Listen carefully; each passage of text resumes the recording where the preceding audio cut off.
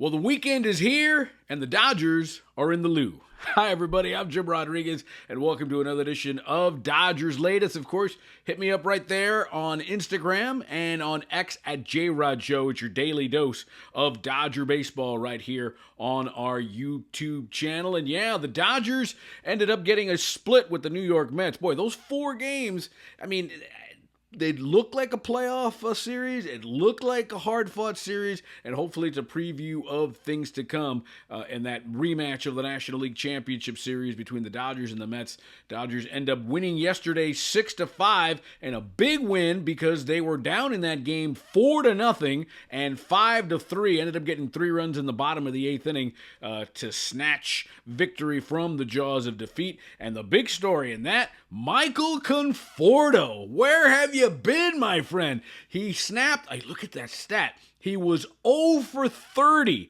with runners in scoring position, and he finally broke out of it with an RBI single that ended up winning the game 6-5. He had not had a hit with a runner in scoring position since March 31st. Whew. A streak of 30 consecutive at-bats with runners in scoring position. Michael Conforto finally did it, and he hopes the Dodgers split the series with the Mets, winning the game. After the game, Dave Roberts said, listen, I'm just trying to get the guy at bats. I'm trying to put him in a position to keep winning games. Again, it's all about how good Dave Roberts is managing personalities. He's had his critics in terms of bullpen management, in the past, but what Doc does is how he is such a psychologist, such a friend, such a brother, such an uncle in that clubhouse, always putting guys, or at least trying to put them in positions to succeed. And it's a marathon of a season, 162 games, and Conforto finally delivered. There's been rumors that the Dodgers are bringing James Outman back. They've already cut ties with Chris Taylor and Austin Barnes. There's been a hunt. They need a left-handed hitter. So Conforto, I'm not saying he saved his job, but at the very least, you're here for a reason, and with that big contract he got, albeit a 1-year deal, he was very happy to get off to Schneid. And here's a crazy stat about this game as well. The Dodgers have played 63 games this year. They have been behind. They have trailed in 46 of those 63 games. Not exactly a recipe for success, but nevertheless, the Dodgers 38-25 atop the heap in the National League West. 2 ahead of the Padres, 3 ahead of the Giants, and the Dodgers will be seeing the Padres on this upcoming road trip. We'll get into that as we get further on here on today's version of Dodgers Latest. All right, well, listen, the All-Star ballot came out, and who is your NL All-Star first baseman? Interesting discussion, right? The game, remember, is in Atlanta, Freddie Freeman country. Dave Roberts is the manager of the Dodgers, because obviously it's the World Series teams from the year before, so it'll be Dave Roberts and Aaron Boone. So you would think, even though Doc Roberts doesn't control who starts the game, that's a fan vote, but Freddie's going to be there. But will Freddie be the starter? Interesting, right? So we did a little research here. Who would be the top 3 guys to start at first base in the National League for the All-Star game? Well, we got Freddie Freeman. I think he's my top pick. 363 average, 9 homers, 40 runs batted in, OPS of over 1,000, and he's hit 462 in his last 7 games. There is a tremendous recency bias. But a guy who's made a late surge is the polar bear, Pete Alonso, right? He's always a home run derby darling, and he just was a one-man gang in this series against the Dodgers. Alonso creeping toward 300 with 298 batting average, 15 homers, 55 RBIs, hitting 357 over this last week. He had 3 homers and 9 RBIs in the last 3 games alone against the Dodgers. So Pete Alonso could be an interesting selection to start at first base. And Bryce Harper, who usually is the guy at first base, having a bit of an off year, will he continue to get the fan vote and be at first base? Harper, 258 average, 9 homers, 34 RBIs. I think it'll be Freddie. We know Freddie and Alonso will be there. Interesting to see. Get out there and vote, by the way. Send your Dodgers to the All-Star game in Atlanta. It writes itself, right? Freddie back in Atlanta.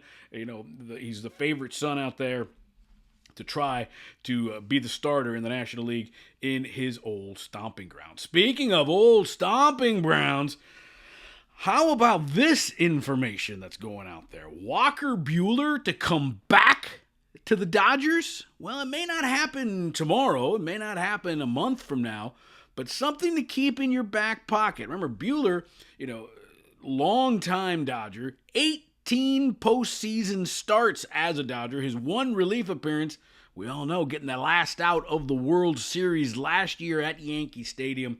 He signed a one-year deal, $21 million with the Red Sox. And the Red Sox, it all depends, I guess, on how they look at this. So it's not going to cost the Dodgers a huge prospect because it's a one-year deal, and the Dodgers would be, prorating any salary that they got him if they got him toward the All-Star break.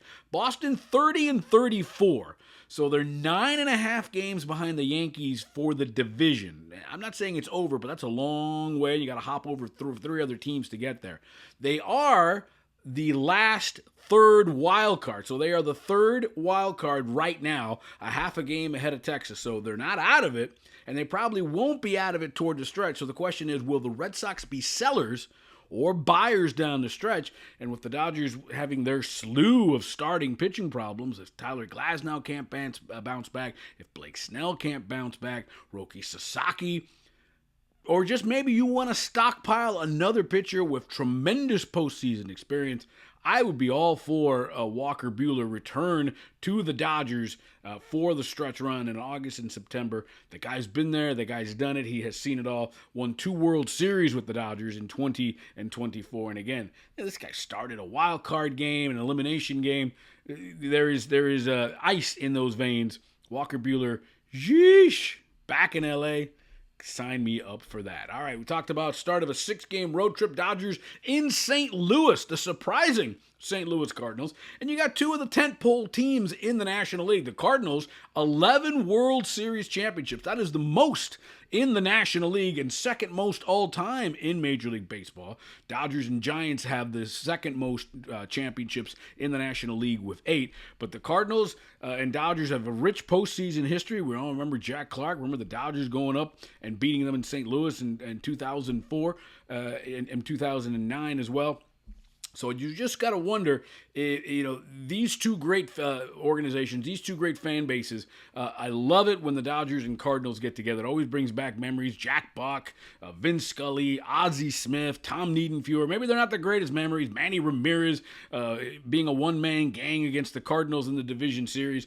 Love to see it. Love to see when the Dodgers and Cardinals get together. And the Cardinals, a surprising season this year. This was a sort of a season of transition for them. They're 34-28 right now. They're 5 games behind the Cubs, but they're a half a game, for the division, but they're a half a game out of the last wild card. So the Cardinals have been playing surprisingly baseball, and you don't have those great names anymore. Wilson Contreras is there. Lars Nootbaar is their leadoff hitter. He played for Team Japan, and of course the Dodgers know this guy very well, Nolan Arenado. He's still in St. Louis, but obviously Paul Goldschmidt isn't there anymore as he is now with the Yankees.